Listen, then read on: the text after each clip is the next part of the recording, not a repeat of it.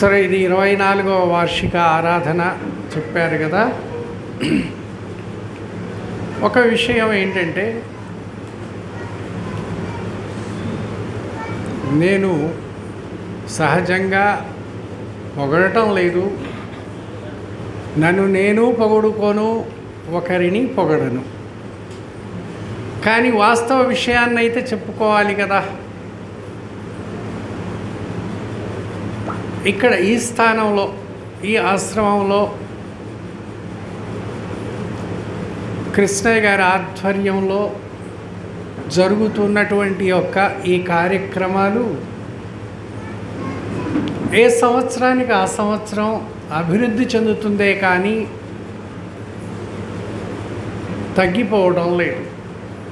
ఇక్కడ జరిగేటువంటి ఈ కార్యక్రమాలు కానీ, ఈ కార్యక్రమాల్లో జరిగే అన్నదానాలు కానీ,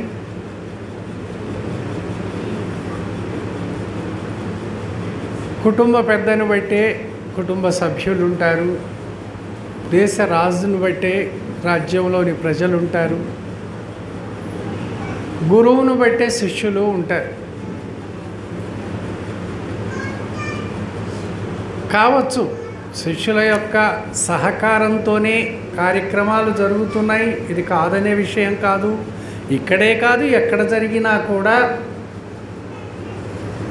శిష్యుల యొక్క సహకారంతోనే జరుగుతుంది, వారి సేవ కృషితోనే జరుగుతుంది. అయినప్పటికీ ఆ సేవాభావాన్ని మరి ప్రేరేపించేటువంటి గురు సత్తా ఎంతో గొప్పది. ఆ గురుమూర్తి ఆ సత్తాను కృష్ణయ్యకి ఇచ్చారు, దానివల్ల ఈ కార్యక్రమాలు జరుగుతున్నాయి. ఇంకొక విషయం ఏంటంటే, సహజంగా నిస్వార్థంగా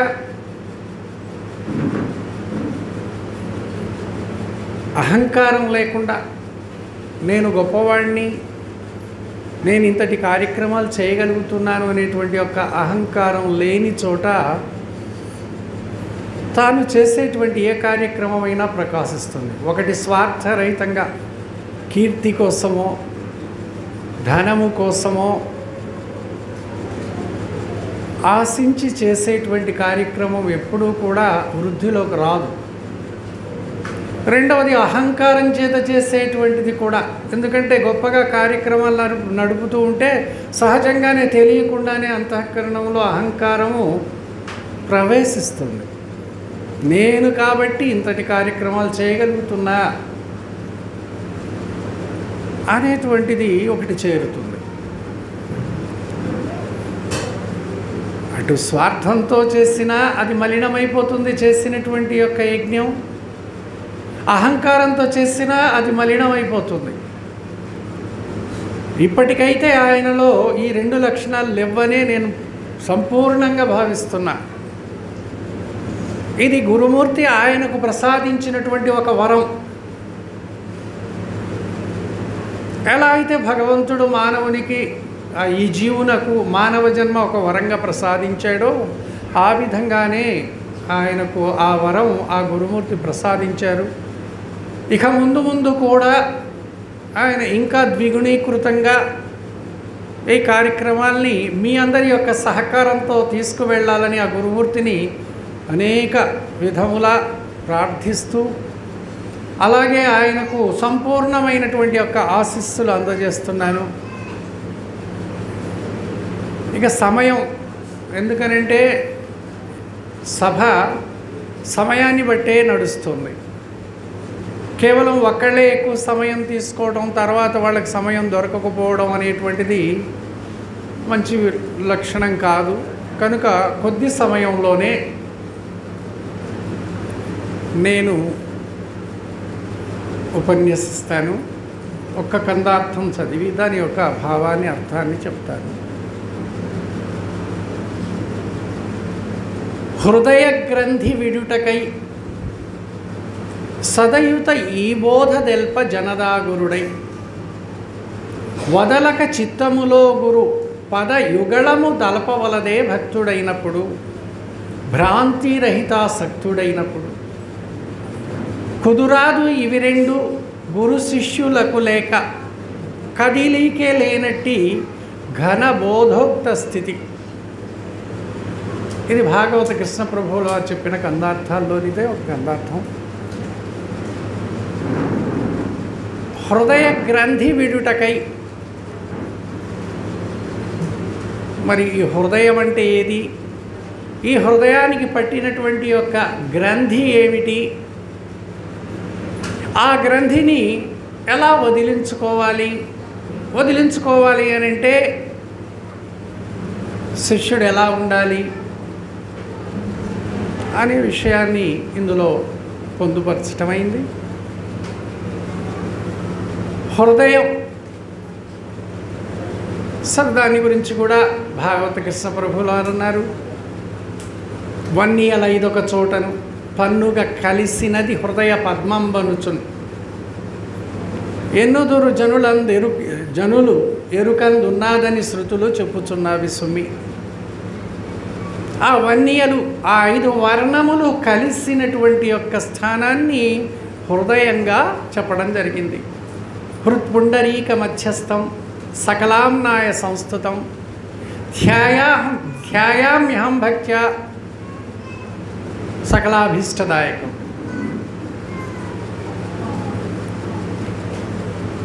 ఆ హృదయ హృత్పుండరీక మధ్యస్థం, ఆ హృదయం అనేటువంటి యొక్క పుండరీక మధ్యమందు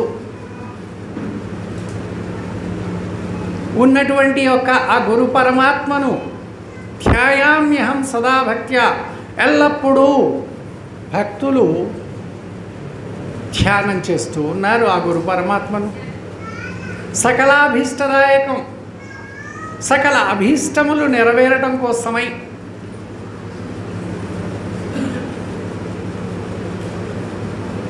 ఆ హృదయానికి ఒక గ్రంథి పట్టుకుంది. గ్రంథి అంటే పుండు లేక రోగము. ఏముంది హృదయంలో? నేననేటువంటి ఏ ఎరుకైతే ఉందో ఆ ఎరుక ఆ హృదయ స్థానమందు ఉంది, ప్రకాశిస్తుంది. దానికి పట్టినటువంటి యొక్క రోగం ఏమిటి అని అంటే పుట్టడము, చావటము. మనమందరి యొక్క లక్ష్యం ఒకటే కదా, గురువు దగ్గరకు వచ్చాము అని అంటే ఈ జనన మరణ రూపమైనటువంటి యొక్క దుఃఖ సాగరము నుండి తప్పించుకొని ఆ నిజమోక్షమును పొందాలనేటువంటి యొక్క కోరికతోనే వాస్తవంగా గురువుగారి యొక్క పాదం పట్టడం జరిగింది. కాబట్టి ఆ జనన మరణములనేటువంటి యొక్క రోగమును వదిలించుకోవాలి. మరి వదిలించుకోవాలంటే ఎలా? హృదయ గ్రంథి విడుటకై సదయుత ఈ బోధ తెల్ప జనదాగురుడై. ఇక్కడ ఏమన్నారంటే గురువు శిష్యుల దగ్గరికి వెళ్ళాలి. ఎందుకు వెళ్ళాలి? శిష్యులు చేసే సేవల కోసం కాదు, శిష్యులిచ్చే ధనం కోసం కాదు, ఆ శిష్యుల్ని మేలుకొల్పి వారిని ఉద్ధరించడం కోసం. ఇక్కడేమో ఆ పరమశివుడు గురుగీతల్లో ఆ 4 శుశ్రూషల్లో 3వ శుశ్రూష అయినటువంటి యొక్క స్థాన శుశ్రూష చెప్పడం జరిగింది.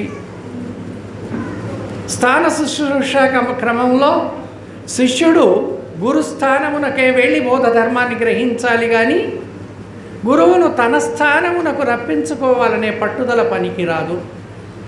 ఆ గురుస్థానానికి వెళ్ళి అక్కడ స్నేహితుని వలనో చుట్టము వలనో కూర్చోటం కాదు, అక్కడ చేయవలసినటువంటి యొక్క సేవా శుశ్రూషలు ఏవైతే ఉన్నాయో తనకు చేతనైనటువంటి యొక్క పనులు చేసుకుంటూ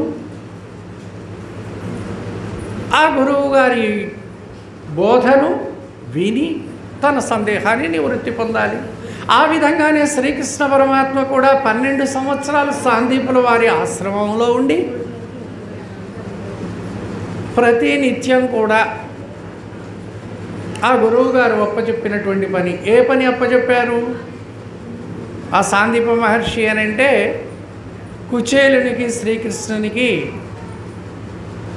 ఆ గోవుల్ని, ఆశ్రమ గోవుల్ని మేపుకొని రావడం, అడవికి తోలుకెళ్ళి వచ్చేటప్పుడు సమిధాలు తీసుకురావడం, వంట చెరుకు కట్టెలు తీసుకురావడం, ఈ డ్యూటీ అప్పచెప్పారు. అక్కడ అతి దరిద్రుడైన కుచేలునికి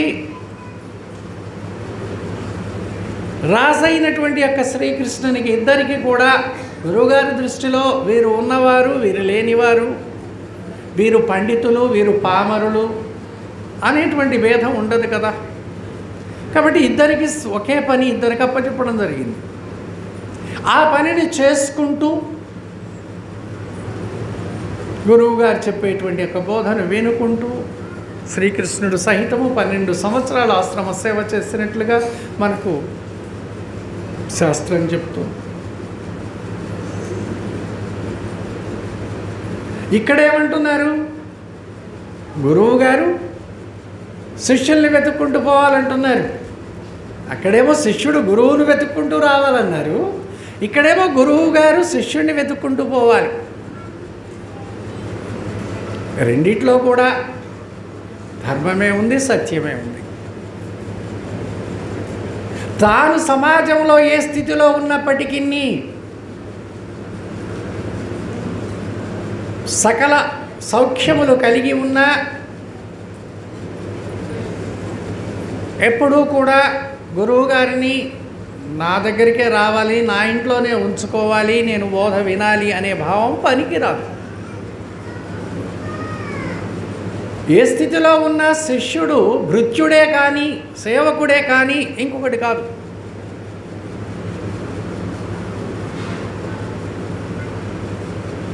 కానీ ఇక్కడ చెప్పిన ధర్మం ఏమిటి, గురువే వెతుక్కుంటూ శిష్యుల దగ్గరకు వెళ్ళాలి. ఎందుకంటే స్కూలుకు టైం అయింది, పిల్లవాడు మొద్దు నిద్రపోతున్నాడు, తల్లి పదే పదే ఆ పిల్లవాడిని ఎలాగైనా మేలుకొల్పి ఆయన్ని తయారు చేసి బడికి పంపిస్తుంది. అలాగే ఈ మాయా సంసారములో చిక్కుకొని, మాయ కార్యముల యందు చిక్కుకొని, అజ్ఞానములో ఆవరణ చేత ఉన్నటువంటి శిష్యుడు గురువాక్యాన్ని కూడా మరిచిపోయే ప్రమాదంలో పడ్డాడేమో. కాబట్టి వాడిని మేల్కొల్పాలి అనే సదుద్దేశంతో గురువు శిష్యుని దగ్గరకు వెళ్ళాలి కూడా. మేల్కొల్పాలనేటువంటి యొక్క దృక్పథంతో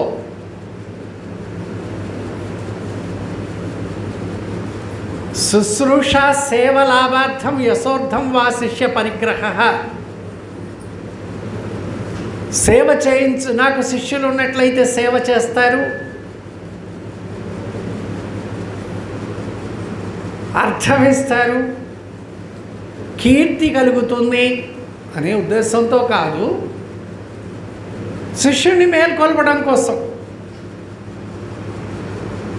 అజ్ఞానములో నిద్రిస్తున్నటువంటి యొక్క శిష్యుడిని మేల్కొల్పడం కోసం గురువు కూడా శిష్యుడిని వెతుక్కుంటూ పోవడంలో ఎలాంటి దోషం లేదు.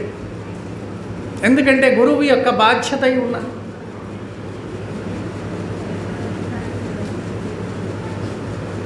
శిష్యుడు గురువును ఆశ్రయించాడు, నిస్సందేహంగా తనువను ధనములు గురువునకు ధారపోసాడు. ఎంత విశ్వాసంతో, ఎటువంటి యొక్క సందేహం లేకుండా గురువుగారు కోరగానే, నాయన తనువను ధనములు నాకు సమర్పించితేనే నేను నీకు ఈ ఉపదేశం ఇస్తాను, ఈ బోధ చేస్తాను అనగానే నిస్సందేహంగా గురువుగారికి ధారపోసాడు. తనువను ధనములు గురునకు వినయంబుగా ధారపోసి వేర్క గురునిచే అనువైన బోధపడసిన ఘనవతి మంతునకు సాటి గలదా ఈ భూమిని అన్నారు. అంతటి విశ్వాసపాత్రుడైనటువంటి యొక్క శిష్యుణ్ణి, త్యాగశీలి అయినటువంటి యొక్క శిష్యుణ్ణి ఉద్ధరించడం గురువు యొక్క బాధ్యత ఉంది. ఒకవేళ అటువంటి శిష్యుడిని కడతీర్చకపోయినట్లయితే గురువు తిరిగి మళ్ళీ జన్మకు రావాల్సి వస్తుంది అని కూడా పెద్దలు చెప్పినటువంటి యొక్క వాక్యం. అటువంటి శిష్యుణ్ణి గురువు విస్మరించినట్లయితే, అతన్ని ఉద్ధరించకపోయినట్లయితే గురువు మళ్ళా ఆ శిష్యుని కోసమై తిరిగి జన్మకు రావాల్సి వస్తుంది. ఇది పెద్దల వాక్యం. నన్ను ఆశ్రయించినావని అన్నా, ఈ బోధ నీకు అతుకుట కొరకై ఎన్నో యుక్తుల చెప్పిది. విన్నావా? దీన్ని నీవు విడువాకెప్పటికీ, నా ఆజ్ఞను గడువాకెప్పటికీ అని పెద్దలు చెప్పినట్లుగా గురువును శిష్యుడు ఆశ్రయించాడు. కాబట్టి ఆశ్రయించిన శిష్యుణ్ణి ఎన్ని విధములుగానో ఉపమాన ఉపమేయముల ద్వారా అనేకమైనటువంటి యొక్క శాస్త్రానుభవముల ద్వారా పెద్దల యొక్క ఆచరణ అనుభవాల్ని కూడా రంగరించి అనేక విధాలుగా బోధించి, తల్లి పసిపిల్లవానికి తల్లి కొత్తగా అన్నం అలవాటు చేసేటప్పుడు ఈ రుచి కల్పించితే తింటాడేమో, ఈ రుచి కల్పించితే తింటాడేమోనని అనేక విధాల రుచులు కల్పిస్తూ ఆ పిల్లవానికి అన్నం తినే అలవాటు ఎలా చేస్తుందో అలాగే గురువు కూడా ఆ విధంగానే శిష్యునికి బోధ చేస్తాడు. కాబట్టి గురువు శిష్యుని దగ్గరకు వెళ్తాడు. హృదయ గ్రంథి విడుటకై సదయుత ఈ బోధ తెల్ప జనదాగురుడై పోవద్దా? మరి ఎలాంటి శిష్యుడై ఉండాలి?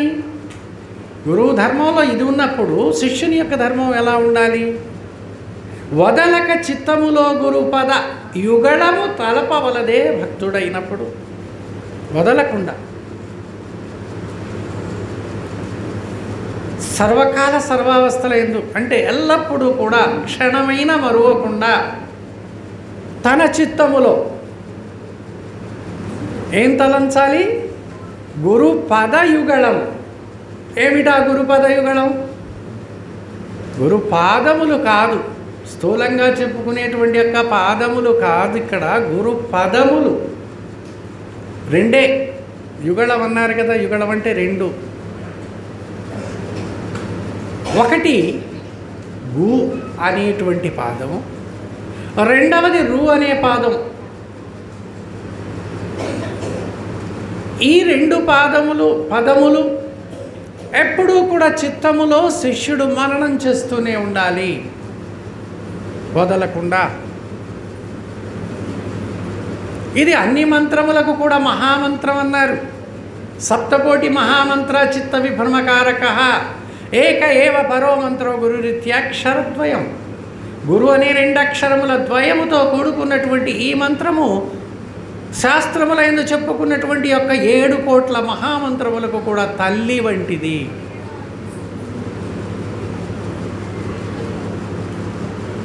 అంటే గురు అనే మంత్రము తల్లి మంత్రం. ఈ సమస్తాన్ని కూడా ధరించి భరిస్తున్నటువంటిది గురుపదమే. ఆ బ్రహ్మ విష్ణు మహేశ్వరులను కూడా ప్రకాశింపజేసేది గురుపదమే.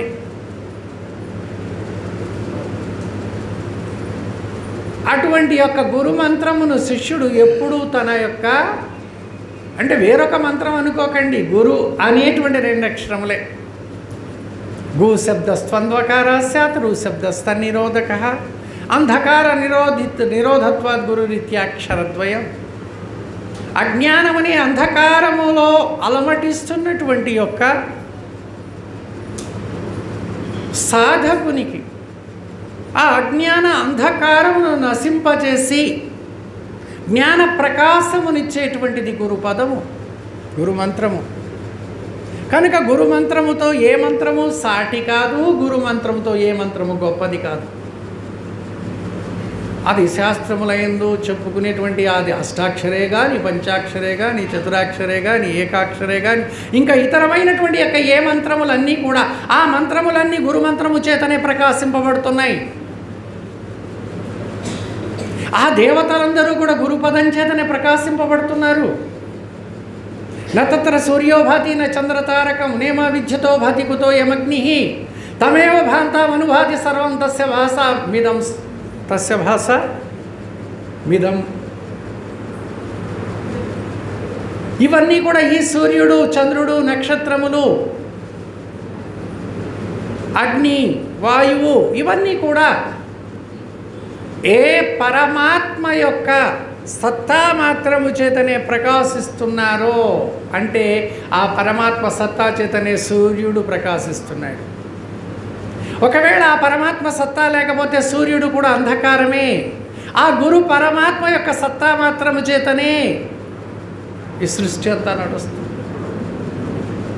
అటువంటి రెండక్షరములతో కూడుకున్నటువంటి గురు మంత్రమును శిష్యుడు సదా ఎల్లప్పుడూ కూడా తన మనస్సునందు తలంచాలి. ఏ శిష్యుడు ఎవరైతే భ్రాంతి రహితమో కావాలనే ఆసక్తితో కూడుకొనున్నాడు, ఎందుకంటే జన్మకు మూలము భ్రాంతియే కాబట్టి భ్రమమూలం ఇదం జగత్ భ్రమరహితం ఇదం మోక్షం. భ్రమచేతనే జనన మరణములు కలుగుతున్నాయి, భ్రమచేతనే ఈ సమస్తము ఉంది. ఈ సృష్టి అంతా భ్రమరూపమే. దీనికి కారణమైనటువంటి యొక్క వస్తువు కూడా భ్రమయే అయి ఉంది. ఈ భ్రమలో ఉన్నంత వరకు జనన మరణములు తప్పవు. కనుక ఈ భ్రమను వదులుకోవాలి, భ్రాంతిని వదిలించుకోవాలి అనే తలంచేటువంటి సాధకుడు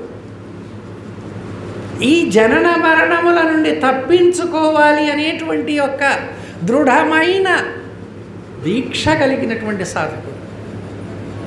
ఆయనకి ఈ మార్గం తప్ప ఇంకొక మార్గం లేదు. గురుపద యుగళము తలంచడం తప్ప ఇంకొక మార్గం లేదు, ఇంకొక మంత్రము లేదు, ఇంకొక మాట లేదు. కుదురాదు ఇవి రెండు గురు శిష్యులకు లేక. గురువు శిష్యుణ్ణి ఉద్ధరింపచేయాలి అనే కోరిక బలంగా లేకపోయినా శిష్యుడు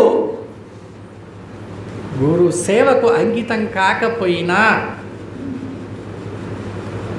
ఈ రెండు ధర్మాలు గురు శిష్యులకు ఉండాల్సిందే. ఇవి లేకపోయినట్లయితే గురువు దగ్గర ఆ ధర్మం లేకపోయినా శిష్యుని దగ్గర ఈ ధర్మం లేకపోయినా కుదురాదు ఇవి రెండు గురు శిష్యులకు లెక్క. కదిలికే లేనటువంటి ఘన బోధోక్త స్థితి. ఈ బోధ ఎలాంటిది? చలనరహితమైనటువంటిది, కదిలిక లేనటువంటిది, అచల స్వరూపమైనటువంటి ఈ బోధ. కదిలిక ఏమిటి? పుట్టడము చావడమే కదిలిక. ఇంకా అంతకంటే కదిలిక ఏమైనా ఉందా? లేదు. ఆ చావు పుట్టుకలు లేకుండా ఉన్నటువంటి ఈ బోధ నీకు లభించాలంటే నీవెలా ఉండాలి? ఎల్లప్పుడూ కూడా ఎలా అయితే ఆ భ్రమరమునందు పచ్చ పురుగు ఎలా ఆ భ్రమరము యొక్క ఝాంకారమునందు మనస్సు లగ్నం చేస్తుందో గురోపదిష్ట మార్గేణ ధ్యాయాన్మద్రూపమవ్యయం మత్సాయుజ్యం సమ్యక్ భజేత్ భ్రమరకీట న్యాయవత్. ఆ భ్రమరము పచ్చ పురుగును తీసుకొచ్చి మట్టితో గూడల్లి ఆ గూటిలో ఉంచుతుంది. తుమ్మెద దాని చుట్టూ తిరుగుతూ ఝాంకారం చేస్తుంది, జుమ్మనేటువంటి యొక్క తన రెక్కల శబ్దాన్ని చేస్తుంది. అయితే ఆ పురుగును పెట్టిన తర్వాత ఈ తుమ్మెద దాంట్లో చొరబడడానికి ఒక మార్గం, ఒక బెజ్జం ఉంచుతుంది చుట్టూ మట్టి అల్లి. అప్పుడప్పుడు ఇది నా ఝాంకారంలో మనస్సు పెట్టిందో లేదోనని అది ఏం చేస్తుంది అంటే దాని లోపల నుంచి లోపలికి వెళ్ళి దాని నెత్తి మీద పొడుస్తుంది. ఆ యొక్క తుమ్మెద తన వాడి అయిన ముళ్ళుతో పొడవడం వలన భగ్గుమంటుంది. ఒక్కసారి మనకైనా సరే కందిరీగో తుమ్మెద కుట్టిందనుకోండి ఎంతమంది భగ్గుమంటుంది. ఆ భ్రమరము యొక్క ఆ దానికి భయపడి అది తుమ్మెద యొక్క ఝాంకారమునందే మనస్సు ఉంచుతుంది. ఎందుకు అని అంటే ఝాంకారం ఎప్పుడు ఆగిపోతుంది?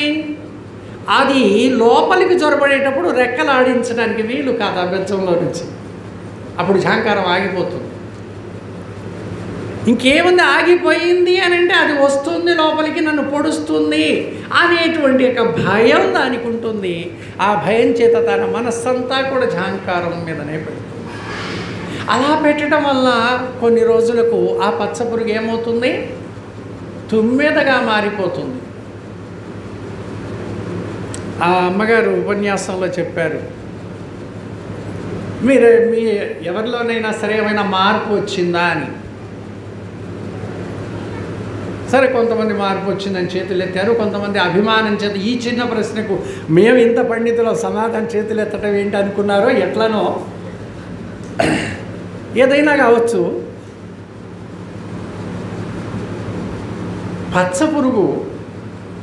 పచ్చపురుగుగా ఉన్నప్పుడు పంటలకు నష్టం కలిగిస్తుంది. అదే పచ్చపురుగు తుమ్మెదగా మారినప్పుడు మేలు కలిగిస్తుంది. ఎట్లా? ఆ పుష్పాన్ని గ్రోలుతూ తేనె కోసమై దీని మీద నుంచి పోయి ఆ పుష్పం మీద వాలి, అక్కడి నుంచి ఇంకో పుష్పం మీద వాలితే ఏమవుతుంది, ఈ పుష్పాల మీద ఉన్నటువంటి పుప్పొడి రేణువులు ఆ పుష్పం మీద ఆ రేణువులతో కలిసి అక్కడ పుష్పము ఫలదీకరణ చెందుతుంది. మనం తినే ఆహారాలు, ఈ పండ్లన్నీ కూడా అలా అవుతాయి. అదేం చేస్తుంది, ప్రకృతికి మేలు చేస్తుంది. తుమ్మెదగా మారిన తర్వాత అది మేలు చేస్తుంది. అదే పచ్చపురుగుగా ఉన్నప్పుడు అది కీడు చేస్తుంది. మరి పచ్చపురుగుగానే ఉన్నామా, తుమ్మెదలు అయ్యామా అనేటువంటిది ఎవరి అంతఃకరణానికి వాళ్ళే నిర్ణయించుకోవాలి. మనం పచ్చపురుగుగా ఉండటం కోసం రాలేదు. గురువుగారి దగ్గరకు వచ్చేటప్పుడు వాస్తవంగా పచ్చపురుగులే ఉన్నారు. దేహభావనతో కూడుకొని, అజ్ఞాన భావనతో కూడుకొని, అజ్ఞాన ప్రవృత్తులతో కూడుకొని, మలిన వాసనలతో కూడుకొని, అష్టమదములతో కూడుకొని, అరిషడ్వర్గములతో కూడుకొని, అష్టపాశముల చేత బంధించబడి ఆ పాశములను తెగకోసుకోవడానికి గురువుగారి దగ్గరకు వచ్చాము. అయ్యా, ఈ క్షణం నుంచి ఈ తనువు, ఈ మనస్సు, ఈ ధనము నీదే, నీకే అర్పిస్తున్నా, దీని మీద మీకే అధికారం ఉంది, కాబట్టి మీరు ఆజ్ఞాపించండి. ఈ తనువుతో నేను ఎలా ప్రవర్తించాలి, ఈ మనస్సుతో ఎలా ఆలోచించాలి, ఈ ధనము కూడా ఎట్లా వినియోగించాలి. ఇప్పుడు గురువుగారి సొమ్ము కదా ఇది. మరి గురువుగారు ఎలా వినియోగించమన్నారో, ఏ ధర్మ కార్యముల యందు ధనమును వినియోగించమన్నారో, మనస్సులో ఏ ధర్మ సంకల్పములు స్మరించమన్నారు, ఏ బోధను స్మరించమన్నారో, తనువు చేత ఎలాంటి యొక్క ఆచరణ కలిగి ఉండాలో గురువుగారు ఆదేశించినట్లుగానే శిష్యుడు నడవాలి కదా.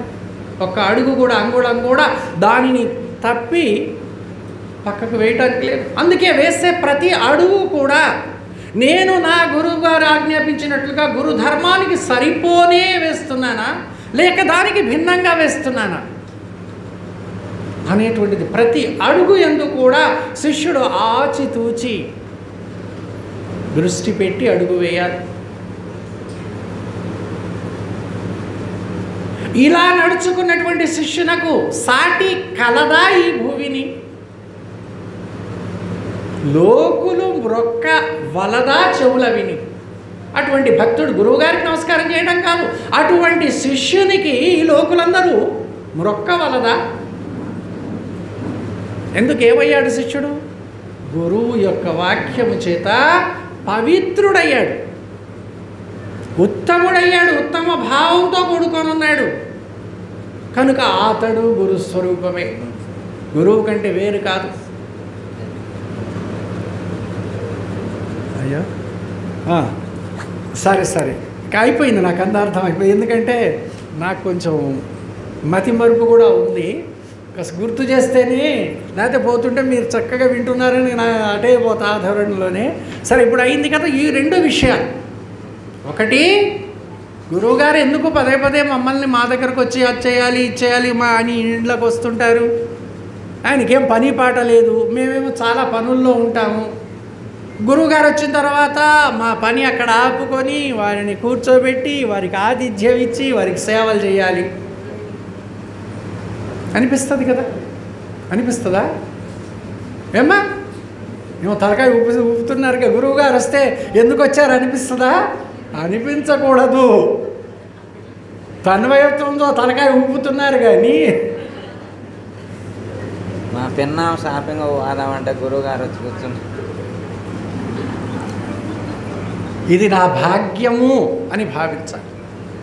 నాకు మాయ నుంచి మేల్కొల్పడానికే గురువు ఈ సమయంలో వచ్చారు. గురువుగారు తీరికున్న సమయంలో వస్తే ప్రయోజనం ఏముంది? మీరు మంచి బిజీలో ఉన్న సమయంలోనే గురువుగారు రావాలి, అది పరీక్ష. ఆ సమయంలో మీరు మేలుకోగలిగితే నిజంగా మేలుకోలో ఉన్నవాళ్ళే. ఆ సమయంలో మేలుకోకపోతే మాయలో ఉన్నవాళ్ళే. కనుక గురువు మేలుకొల్పడం కోసమై శిష్యుని ఇంటికి వస్తాడు, శిష్యుని ఉద్ధరించాలని. శిష్యుడు కూడా అదే తలంపులో ఉండాలి, నేను ఉద్ధరింపబడాలి. అతో విముక్తి అయి ప్రయతేతి విద్వాన్. శంకరాచార్యుల వారు అంటారు, ఏ విద్వాంసుడైతే విముక్తిని పొందాలనేటువంటి యొక్క కోరికతో కూడి ఉన్నాడో అతనికి నేను చెప్పేటువంటి యొక్క ఈ భావము. అదే శంకరుడు కూడా, పరమేశ్వరుడు కూడా గురుగీతలో పార్వతీదేవి అడిగినటువంటి ప్రశ్నకు కేన రూపేణ భో స్వామిన్ దేహి బ్రహ్మమయో భవేత్ తత్కృపాం కురుమే స్వామి నమామి చరణం తవ అంటే పరమేశ్వరుడు వెంటనే సమాధానం ఏం చెప్పాడు? అయ్యా, జీవుడు ఏ మార్గము ద్వారా మోక్షమును పొందుతాడో అట్టి గొప్పదైన మార్గాన్ని నాకు ఉపదేశించండి అని కోరుకుంది పార్వతీదేవి. పరమేశ్వరుడు అన్నాడు, యస్య దేవే పరాభక్తిర్యథా దేవే తథా గురౌ తస్యైతే గదితాఖ్యర్థః ప్రకాశంతే మహాత్మనః. ఎవరైతే దేవుని యందువలే, ఈ ఒక్క మాటే చెప్పి ఆపేస్తాను, దేవుని యందువలే. మరి మనం దేవుళ్ళకు పూజలు చేస్తూ ఉంటాం కదా. మనము చిన్నప్పటి నుంచి కూడా అలవాటై ఉంది. ఎవరిష్ట దైవానికి వారు అర్చిస్తూ పూజలు చేయడం ఎంతో భక్తి శ్రద్ధ విశ్వాసంతో చేస్తూ ఉంటాం కదా. ఇప్పుడు గురువు గారి దగ్గరకు వచ్చారు, మరి ఎవరికి చేయాలి? ఇప్పుడు కూడా ఆ దేవతలకే చేయాలనా? ఒక్కరు మాట్లాడటం లేదు. ఇప్పుడు ఎవరికి చేయాలి? గురువుగారికి చేయాలనే ఇక్కడ పరమేశ్వరుడు చెప్తున్నాడు, నేను చెప్పడం కాదు. ఎవరికైతే ఆ దేవుని యందువలే తనకు బ్రహ్మోపదేశం చేసే గురువు యందు ఆ భక్తి కుదురుతుందో వానికి, ఆ మహాత్మునికి మాత్రమే పార్వతి నేను చెప్పబోయేటువంటి యొక్క నీ ప్రశ్న యొక్క సమాధానం బోధపడుతుంది, తెలియబడుతుంది. అంటే ఏం కావాలి మనకు? ముందు గురువు యందు భక్తి విశ్వాసం కావాలి. అర్జునుడు ఏమడిగాడు? నాకు మోక్షం ఎలా వస్తుంది, ఎప్పుడు వస్తుంది, ఎలా వస్తుంది? శ్రద్ధవాన్ లభతే జ్ఞానం. జ్ఞానం ఎలా లభిస్తుంది అని అంటే శ్రద్ధ చేతనే జ్ఞానం లభిస్తుంది. అక్కడ భక్తి అనలేదు, పూజ అనలేదు, జపం అనలేదు, యోగం అనలేదు, యాగం అనలేదు, యజ్ఞం అనలేదు, ఏమీ అనలేదు. కేవలం శ్రద్ధ చేత. శ్రద్ధకు నిర్వచనం ఏమిటి? గురు వేదాంత విశ్వాసమేవ శ్రద్ధ. సాధన చతుష్టయ సంపత్తిలో 3వ సాధనలో శమము దమము ఉపరతి తితీక్ష శ్రద్ధ సమాధానం అనే 6 శ్రద్ధ ఒకటి. గురు వేదాంత విశ్వాసమేవ శ్రద్ధ. గురువు యందు, గురువు చెప్పడి వేదాంత వాక్యమునందు విశ్వాసము కలిగి ఉండుటయే శ్రద్ధ. ఏం కావాలి? గురువు యందు విశ్వాసం కావాలి. తప్పక ఈ గురుని వలన నేను ముక్తుడనవుతాను, నేను కడతీర్తాను, నేను జనన మరణ భ్రాంతి రహిత స్థితిని పొందుతాను.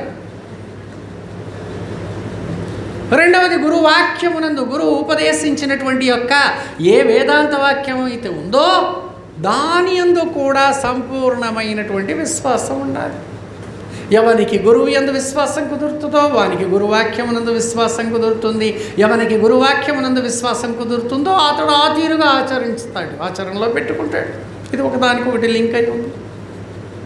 మరి శ్రద్ధ చేతనే జ్ఞానం లభిస్తుంది అర్జున అన్నాడు. లేదు, నేను ఇస్తాను, తీసుకో ఆ జ్ఞానం అన్నాడు ఆ కృష్ణుడు. ఏమన్నా జేబులో నుంచి ఇచ్చేటువంటి వస్తువా? అది తన లోపలే ఉంది, తన లోపలే తాను మేల్కొల్పుకొని తను తాను ఉద్ధరించుకోవాల్సినటువంటి విషయం. కాబట్టి అలాగే మనం ఏదైతే కోరుకుంటున్నామో అది నీ అందలి భక్తి విశ్వాసంతోనే లభిస్తుంది తప్ప గురువు ఎంత చెప్పినా, ఎంత గొప్పవారైనా కూడా, ఎన్ని ఉపమాన ఉపమేయములు బోధించినా నీ యందు గ్రహించేటువంటి సత్తా లేకపోతే, అది ముత్యపు చిప్ప కాకపోతే స్వాతి వర్షపు బిందువులు ఎన్నో కురుస్తాయి. అది ముత్యపు చిప్పలో పడిన బిందువు మాత్రమే ముత్యమవుతుంది, కానీ సముద్రంలో పడిన బిందువులన్నీ ముత్యాలు కావు. భూమి మీద పడినటువంటి బిందువులన్నీ ముత్యాలు కావు. ముత్యపు చిప్పలో పడినటువంటి బిందువు మాత్రమే ముత్యమై భాసిల్లుతుంది. శిష్యుడు యొక్క హృదయం ఎలాంటిదై ఉండాలి? ముత్యపు చిప్ప వలె అయి ఉండాలి. జై సద్గురు మహారాజ్కు. కొంచెం చెప్పటంలో కూడా కష్టమే ఉంది, అయినా కూడా మీ ఆకర్షణను చూసి కాస్త ఇంకా 2 మాటలు చెప్తే బాగని కాలం ఎక్కువే తీసుకున్నానేమో. సభ వారు మన్నించాలని పెద్దలు అనుకుంటున్నా. ఎందుకంటే ఎప్పుడొచ్చినా వాస్తవమే ఒక సభ పెట్టాలి, శిష్యులతో మాత్రమే ఉపన్యాసాలు చెప్పించాలి, మనం అందరం వింటూ కూర్చోవాలి. అలా ఉంటే బాగుంటుంది. ఎందుకంటే ఏ తండ్రి అయినా తన కొడుకు తనంతటి వాడు కావాలి, తనకు మించి పోవాలనే కోరుకుంటాడు కదా. మరి గురువు కూడా శిష్యుడు తనంతటి వాడు కావాలనే కోరుకోవాలి, తనకంటే గొప్పవాడు కావాలనే కోరుకోవాలి. గొప్పవాడైతే చూసి తండ్రి ఆనందిస్తాడు, శిష్యుడు గొప్పవాడైతే గురువు కూడా చూసి ఆనందిస్తాడు. మరి కావాలి గొప్పవాడు. గురువే శిష్యుడాయే, శిష్యుడే గురువాయే. గురువు శిష్యుల సందు గురుతో ఒకటే, 2 లేవు. శిష్యుడే గురువు, గురువే శిష్యుడు. ఆ గుర్తుతో ఉన్నట్లయితే, ఆ ఇద్దరి సందున ఉండవలసినటువంటి గుర్తు ఏదైతే ఉందో ఆ గుర్తులో ఉన్నట్లయితే శిష్యుడే గురువు. ఎందుకంటే గురుస్వరూపుడే కదా. మనమందరం ఏ స్వరూపం? గురుస్వరూపమే. మనమందరం ఆత్మస్వరూపులమే. ఎక్కువ తక్కువ అనేటువంటి భావం ఏమీ లేదు.